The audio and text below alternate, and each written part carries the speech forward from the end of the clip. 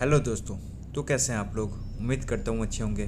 तो झंझोरपुर गांव पार्ट 3 में आपका स्वागत है। तो चलिए कहानी को स्टार्ट करते हैं। मैं लालटेन की धीमी प्रकाश में उस बूढ़ी औरत को देखने की कोशिश कर रहा था, मगर बहुत जल्द ही मैं समझ गया कि मेरी सारी कोशिश व्यर्थ है।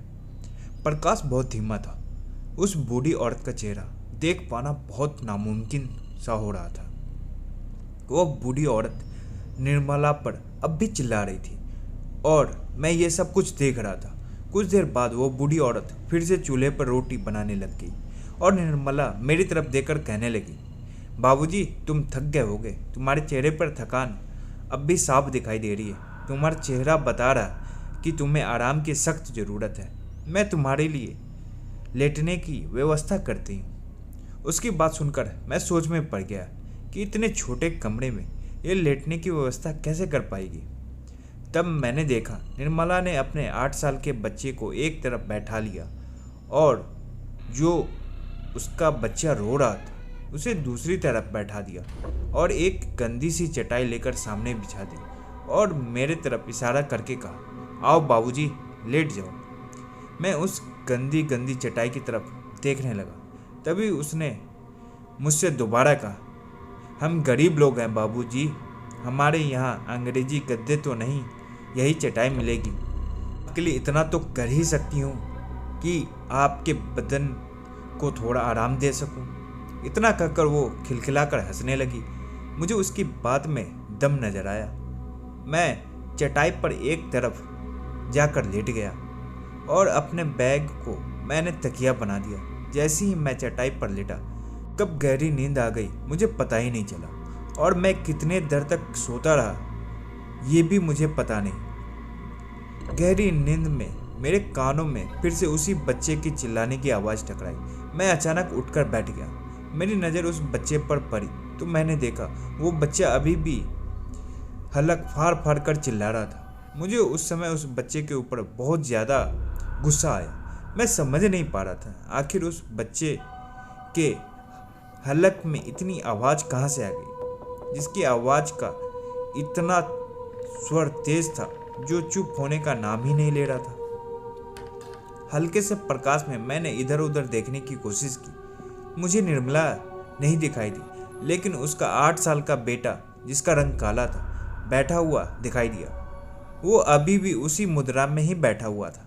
वो मेरी तरफ देख रहा था। पता नहीं क्यों उसका मुझसे इस तरह देखना उस वक्त बहुत अजीब लगा, परंतु मैं कर भी क्या सकता था। मैं तो खुद इनके घर का कुछ देर के लिए मेहमान था। फिर अचानक मेरी नज़र उस बूढ़ी औरत पर चली गई। ये देखकर मुझे बहुत ज़्यादा हैरानी हुई कि वो औरत अभी भी रोटियां ही बना रही थी। चूल्हा अभी भी हल्का हल्का जल रहा था, मगर मुझे अभी भी बहुत गहरी नींद आ रही थी। मैं फिर से दोबारा लेट गया। लेटते ही समय मैं फिर कब गहरी निंद्रा में चला गया मुझे पता ही नहीं चला। जाने कितने देर तक मैं खराटे लेकर सोता रहा, मगर फिर से मेरे कानों में उसी बच्चे की हलक फाड़ के चिल्लाने की आवाज़ सुनाई दी। मैं झुंझलाकर उठकर बैठ गया और इधर उधर दोबारा देखने लगा। मुझे इस बार निर्मला कहीं नज़र नहीं आई और मेरे सामने नज़ारा वही था जो कुछ देर पहले मैंने देखा था। वो काला बच्चा मुझे ही देख रहा था और वो बूढ़ी औरत अभी भी रोटियां ही बना रही थी। देखकर बहुत हैरानी हुई, ये अभी तक रोटियां ही क्यों बना रही है। मैं अब उठकर बैठ गया। मैंने अपने घड़ी की तरफ देखा। ये देखकर मुझे और भी ज़्यादा गुस्सा आया कि प्रकाश इतना धीमा था कि मुझे समय तक नहीं दिख रहा था। मैंने अनुमान लगाना शुरू किया कि मैं लगभग यहाँ पर कितनी देर से सोता रहा हूँ। मेरे दिमाग के मुताबिक यहाँ पर सोते हुए मुझे 2 या 3 घंटे हो गए थे। सुबह होने ही वाली होगी। फिर मेरी नज़र दोबारा उस बूढ़ी औरत की तरफ चली गई। वो अभी भी रोटी ही बना रही थी। मैं उठकर बैठ गया। मैं उस बच्चे की तरफ देखने लगा जो मुझे अभी भी घूर रहा था। बड़ी हिम्मत करके मैंने उस बच्चे से कहा, तुम्हारी माँ नज़र नहीं आ रही है बेटा? मगर उस बच्चे ने मेरी बात का कोई जवाब नहीं दिया, बल्कि वो मुझे ऐसे ही देख रहा था जैसे कि उसने मेरी बात सुनी ही ना। मैंने उस बच्चे को देखकर दोबारा कहा, तुम्हारी माँ कहाँ है? मगर वो बच्चा इस बार भी मुझे घूर ही रहा था। ये देखकर मेरे अंदर अंदर बहुत आग सुलगने लगी। जी तो चाह रहा था कि एक जोरदार चाटा उसके गाल पर लगा दूं। अब से मैं इससे पूछ रहा हूँ, मगर ये मुझे पागल समझ रहा है। तभी उस बूढ़ी औरत की आवाज़ मुझे सुनाई दी, जो कि अभी भी रोटियां ही बना रही थी, और रोटी बनाते बनाते वो बातें भी कर रही थी। उससे का पूछत हो शहरी बाबू, वो बेचारा तो गूंगा है और बहरा है। वो ना तो सुन सकत है ना बोल सकत है। तुम्हारी बात का कोई उत्तर नहीं दे सकता है। मुझसे पूछो का पूछना है। मैं उस औरत की तरफ फिर दोबारा गौर से देखने लगा, मगर इस बार भी मुझे नाकामयाबी ही मिली। मुझे उसका चेहरा अभी भी साफ साफ नहीं दिखाई दे रहा था। मैं मन ही मन सोच रहा था कि अगर मैं उससे निर्मला के बारे में पूछूं तो वो कहीं बुरा ना मान जाए। बहुत देर तक मैं ऐसे ही बुत बनकर खड़ा रहा। उस बूढ़ी औरत की आवाज़ मुझे दोबारा सुनाई दी, मगर इस बार उसकी आवाज़ में थोड़ा सा क्रोध छलक रहा था। अरे का भूत बनकर खड़े हो शहरी बाबू, पूछना का चाहते हो, जल्दी पूछो। मैंने बड़ी हिम्मत करके उसकी बात का जवाब दिया। मुझे यहाँ पर सोते हुए कम से कम 2 से 3 घंटे हो गए। सुबह होने ही वाली होगी शायद। मैं आपकी बहू के बारे में पूछ रहा था। मुझे झिंझोड़ी गांव जाना है। उन्होंने मुझे कहा था सुबह होते ही किसी बच्चे के हाथ मुझे झिंझोड़ी गांव पहुंचा देंगी। हाँ, उस कलमुही ने कहा था शहरी बाबू, लेकिन सुबह होने दो, अभी तो आधी रात का वक्त है। जब सुबह हो जाएगी तब हम तुम्हें पहुंचा देंगे। उसकी बात सुनकर मैं हैरत में रह गया कि ये कैसे हो सकता है। मुझे सोते हुए कम से कम 2-3 घंटे बीत चुके थे। मैं ये सब कुछ सोच ही रहा था, तभी उस बूढ़ी औरत की आवाज़ फिर से मुझे सुनाई दी। लगता है तुम्हें मेरी बात का यकीन नहीं आया शहरी बाबू। चाहो तो दरवाजे के बाहर जाकर देख लो, अभी भी रात का ही समय है।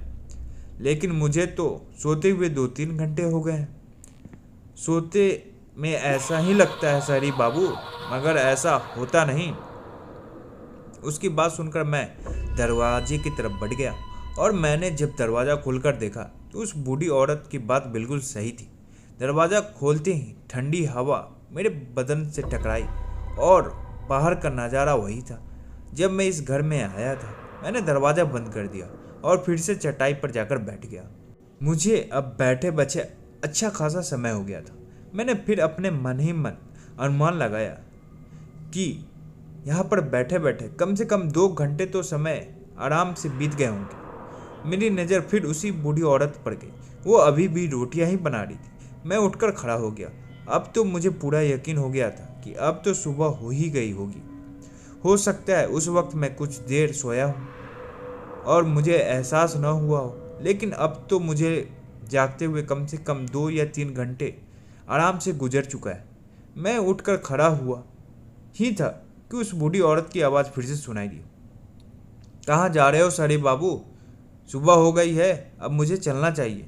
मुझे झिंझोड़ी गांव का रास्ता खुद तलाश लूँगा, आप परेशान ना हो। अरे तुम इतने परेशान क्यों होते हो शहरी बाबू? क्यों मरे जा रहे हो?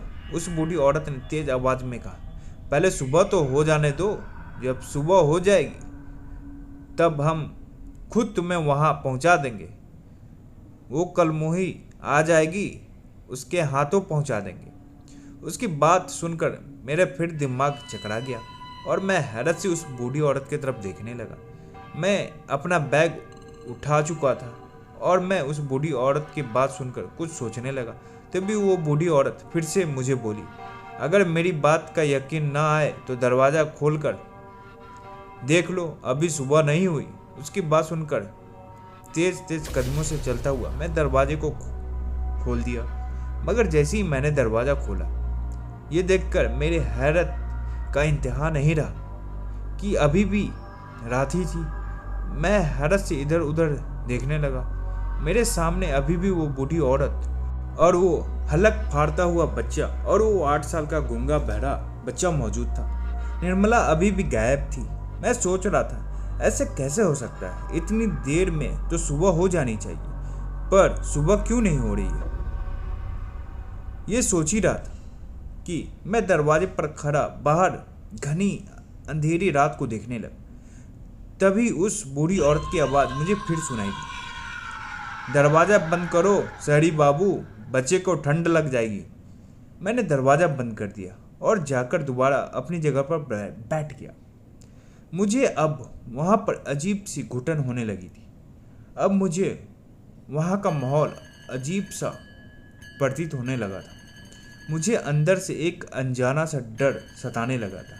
काफ़ी देर तक मैं अपनी जगह पर बैठकर दरवाजे की तरफ आंखें फाड़ फाड़ कर देख रहा था, ये सोचकर कि निर्मला आ जाए तो मैं उसके साथ उसी जगह पर जाने के लिए कहूँ उसने मुझे लाया था। मगर पता नहीं निर्मला कहाँ जाकर मर गई थी। तभी मुझे उस बच्चे की चीखने की आवाज़ दोबारा सुनाई दी, जो फिर से हलक फाड़ फाड़ कर दोबारा चिल्लाने लगा था। मेरी नज़र उस बच्चे पर गई जो 8 साल का था। वो वैसी ही मुद्रा में बैठा हुआ था, अब भी मुझे घूर ही रहा था। मैंने फिर उस बूढ़ी औरत को देखा जो अभी भी चूल्हे पर रोटी बनाई जा रही थी। अचानक मेरे मन के अंदर से आवाज़ आई कि लगता है कहीं गलत जगह तो नहीं फंस गया हूँ। मैंने बारीकी से जब हालत का मुआयना किया तब मुझे अंदर से अचानक एक झटका सा लगा कि ये लोग किसी भी तरह से सामान्य लोग नहीं लग रहे थे। कुछ तो अजीब हो रहा था, मैं अभी तक नहीं समझ पा रहा था। मैं उठकर अचानक खड़ा हो गया और उस बूढ़ी औरत के करीब जाकर खड़ा हो गया। मैं जा रहा हूँ अम्मा जी, आपकी बहू पता नहीं कब तक आएगी। अब तो मुझे यहाँ पर काफ़ी देर हो गया है। क्या बात कर रहे हो शहरी बाबू, सुबह तो हो जाने दो। उस बूढ़ी औरत की फिर से ये बात सुनकर मुझे गुस्सा आ गया। मैंने आओ न देखा ताओ गुस्से में चिल्ला उठा। मैं काफ़ी देर से उस बूढ़ी औरत और उस बच्चे को झेल रहा था, अब मुझसे बर्दाश्त नहीं हुआ। मैंने चीख कर उस औरत से कहा, सुबह नहीं, मुझे यहाँ पर कम से कम 6 से 7 घंटा हो चुका है, मैं जा रहा हूँ। इतना कहकर मैंने दरवाज़ा खोल दिया। दरवाज़ा खोलते ही तेज़ और ठंडी हवा थपेड़ बारिश की बूंदे के साथ मेरे गाल पर पड़ा। मुझे ऐसा लगा जैसे बाहर तूफान आया हो। तभी उस बूढ़ी औरत की आवाज़ मुझे सुनाई दी, लेकिन इस बार उसकी आवाज़ में भारीपन था। बाहर तूफान है शहरी बाबू, अगर बाहर जाओगे तो बेमौत मारे जाओगे। लेकिन मैंने फैसला कर लिया था कि जो भी हो, अब मुझे यहाँ पर एक पल नहीं रुकना। मैंने इस बार उस बूढ़ी औरत की आवाज़ को अनसुना कर दिया और अपना बैग कंधे पर लटका लिया। मैं बाहर निकलने ही वाला था, तभी अचानक पीछे से मेरा हाथ किसी ने पकड़ लिया। मैंने झुंझला कर जब पीछे देखा तो मेरे सामने वही 8 साल का बच्चा खड़ा था, जिसे मैं बड़ी ताकत से मेरा हाथ पकड़ा हुआ था। मैंने गुस्से से अपना हाथ छुड़ाने की कोशिश की, मगर कोशिश करने के बाद मैं हैरान रह गया। उस बच्चे की ताकत देखकर मुझे अपनी आंखों पर विश्वास नहीं हो रहा था। एक 8 साल का बच्चा, इतनी ताकत कैसे हो सकती है? मैं अपना हाथ चाहकर भी उससे नहीं छुड़ा पा रहा था। मैंने इस बार अपना हाथ छुड़ाने की पूरी ताकत लगाई, मगर मेरी कोशिश नाकाम रही। जैसे जैसे मैं अपना हाथ छुड़ाने की कोशिश कर रहा था, मैं महसूस कर रहा था उस बच्चे की पकड़ और ज़्यादा मजबूत होती जा रही थी, जो मेरे लिए बहुत ज़्यादा अचंभे का विषय था। मैंने उस बच्चे से चिल्लाकर कहा, मेरा हाथ छोड़ो, मुझे यहाँ से जाना है। मैं अब यहाँ पर एक पल भी रुकना नहीं चाहता। मगर वो बच्चा खामोश खड़ा रहा। मेरा हाथ पकड़ते हुए वो लगातार मुझे घूरे जा रहा था। मैंने इस बार दोबारा चीखकर उस बच्चे से कहा, मेरा हाथ छोड़ो, मेरा हाथ छोड़ो। तभी मेरे कानों में उस बूढ़ी औरत की भारी आवाज़ सुनाई, मुझे तो लगता है कि तू पागल हो गया है शहरी बाबू। कुछ देर पहले मैंने तुम्हें बताया तो था, ये बेचारा गूंगा बहरा है। इस बार उस बूढ़ी औरत की आवाज़ बहुत करीब से आई थी। मैंने पीछे मुड़कर जब देखा तो पाया कि वो बूढ़ी औरत खड़ी हुई थी और धीरे धीरे कदमों से चलते हुए मेरे पास आ रही थी। मुझे अपने अंदर एक अजीब सा महसूस हो रहा था। मेरे दिल की धड़कनों की रफ्तार अचानक बढ़ गई थी और मुझे बहुत ज़्यादा डर लग रहा था। कुछ ही छोड़ के बाद वो बूढ़ी औरत मेरे सामने खड़ी हुई थी। मैं दरवाजे के बाहर खड़ा हुआ था। बाहर बहुत तेज हवा चल रही थी और घना अंधेरा था, लेकिन अब वहां पर बिजली कौंधने लगी थी। मुझे उस बूढ़ी औरत का चेहरा साफ नहीं दिखाई दे रहा था। तभी अचानक जोर से बिजली चमकी और मुझे उस बूढ़ी औरत का चेहरा दिखाई दे गया। मगर जैसे ही मैंने उस एक पल में उस बूढ़ी औरत के चेहरे को देखा, मेरे जिस्म में, मेरे शरीर में मानो जान ही निकल गई हो। उस बूढ़ी औरत का चेहरा बुरी तरह से जला हुआ था, बल्कि यूँ कहा जाए कि उसके चेहरे से उसका मांस उसकी हड्डियों से लटक रहा था। अचानक मेरे हलक से एक जोरदार चीख निकल गई। मेरे चीख सुनकर वो बूढ़ी औरत बहुत तेज तेज आवाज़ में हंसने लगी। वो कोई बूढ़ी औरत नहीं थी, बल्कि वो तो कोई चुड़ैल या डायन थी। मैं स्तब्ध खड़ा हुआ ये नज़ारा देखे जा रहा था। मेरे दिमाग ने काम करना बंद कर दिया था और मैं यही सोच रहा था, मैं कहाँ फंस गया। पता नहीं कि मैं यहाँ से जिंदा वापस भी जाऊँगा या नहीं जा पाऊँगा। तभी अचानक मुझे ऐसा महसूस हुआ कि मेरे पैर पर कोई नोच रहा हो। मेरी निगाह जब नीचे गई तो मेरी हैरत का इंतहा नहीं रहा। वो छोटा बच्चा था जो हलक फाड़ फाड़ कर चिल्ला रहा था, जो उस वक्त मेरे पैर में बुरी तरह से नोच रहा था। तभी उस बूढ़ी औरत की आवाज़ मेरे कानों में फिर टकराई। तुम यहाँ से जिंदा बचकर वापस नहीं जा सकते शहरी बाबू। बड़े सालों बाद यहाँ पर कोई आया है। अब तुम्हें यहाँ पर हमारे पास ही रहना होगा और यहाँ पर कभी सुबह नहीं होती। इतना कहकर वो पागलों की तरह हंसने लगी। तभी एक बार फिर से बिजली चमकी और मुझे दोबारा उसका चेहरा दिखाई दे गया और फिर से डर से मेरी हालत ख़राब हो गई। मैं सोचने लगा कि अब मैं करूं तो क्या करूं। मैं तो इन भूत प्रेत के बीच फंस गया हूं। मुझे आगे और पीछे दोनों तरफ अंधेरा ही नज़र आ रहा था। तभी मेरे मन में एक विचार आया कि जो भी हो, एक बार जान बचाने का प्रयास तो करना ही चाहिए। मैंने अपनी आंखें बंद की और भगवान का पूरा ध्यान लगाया और अपनी पूरी शक्ति से उस बच्चे से हाथ छुड़ाने की कोशिश की। शायद भगवान ने मेरी बात सुन ली थी। मैंने अपनी पूरी ताकत उस बच्चे से हाथ छुड़ाने में लगाई और मुझे कामयाबी मिली। मैं दरवाजे से दूर एक तरफ जाके गिर गया। फिर से एक बार बिजली चमकी और मुझे उन तीनों के चेहरे चमकती हुई बिजली में साफ साफ दिखाई दे गए।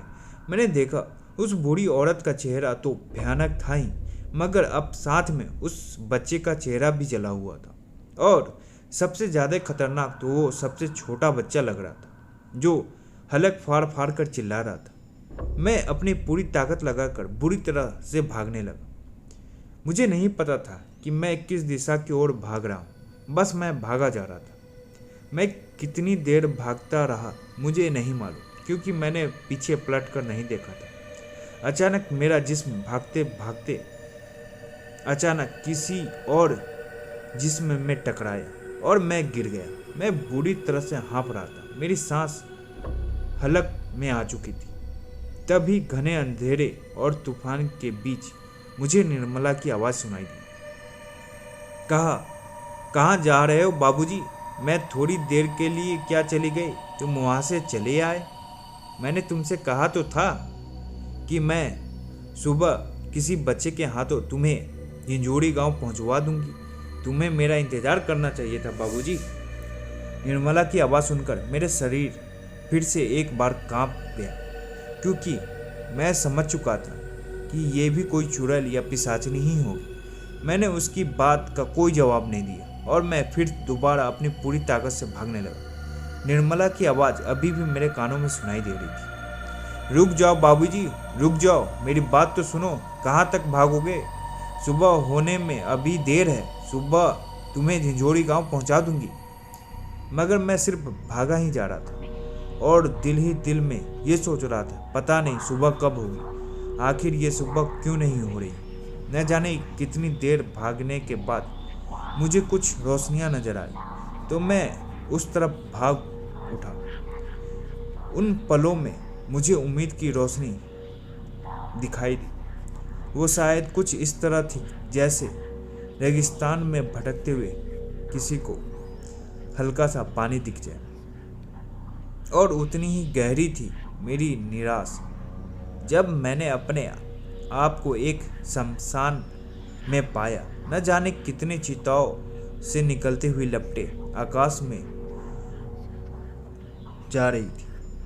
अजीब तमाशा था, एक खेल था आशा और निराशा का।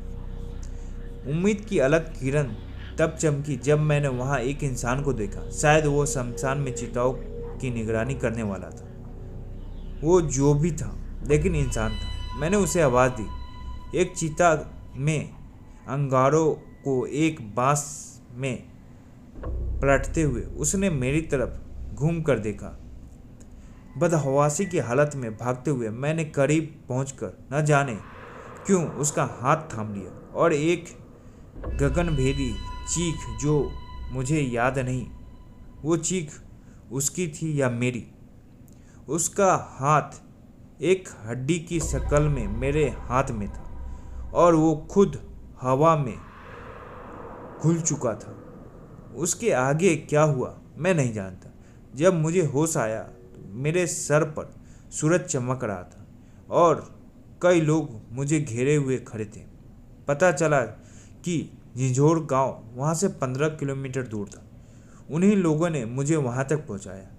उन्हीं गांव वालों ने मुझे ये भी बताया कि कई साल पहले झिंझोर गांव से 15 किलोमीटर दूर एक गांव बसा करता था, जहां पर किसी जमाने में एक भयंकर बीमारी फैली थी और उस गांव के सारे लोग मर गए थे। वो इलाका आज भी उजड़ा हुआ वीराना पड़ा है और तुम जिस बस में सफ़र करके आए हो वो बस भी उसी गांव में हाईवे वोल्टेज वाली बिजली के तारों के संपर्क में आया था। सारे मुसाफिर जलकर राख हो गए थे। बस लोहे और टीन के जले हुए ढांचे ही बच गई थी। लेकिन ऐसा सफ़र जो उस रात को मैंने किया उसमें पहले उस तरह का अनुभव किसी और को नहीं हुआ था। पता नहीं क्यों वो मेरे साथ ही हुआ था।